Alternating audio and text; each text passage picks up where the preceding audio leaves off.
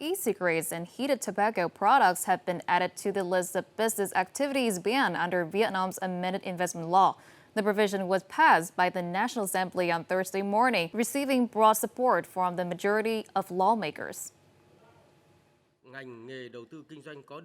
According to lawmakers, the ban on sales of e-cigarettes and heated tobacco products will establish a uniform legal basis, making law enforcement more effective.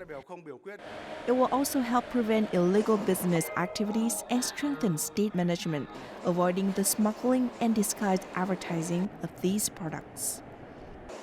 Today's decision to include these products in the list of banned businesses in the investment law really reaffirms the importance of that decision taken just over 1 year ago. In particular, it will strengthen enforcement of Resolution 173. If the investment law had included exceptions or loopholes, which, for example, allowed production of these products for export, analysis shows that substances in e-cigarette vapor can cause a range of emerging illnesses and poisonings. The ban is expected to help reduce the cases of intoxication caused by addictive and narcotic substances found in e-cigarettes, especially among young people.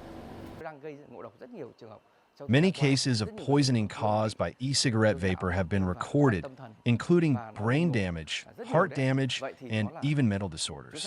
Such cases are expected to be reduced thanks to the new ban.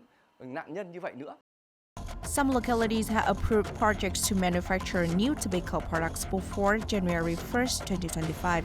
The National Assembly has directed the government to require that all such products to be made exclusively for export.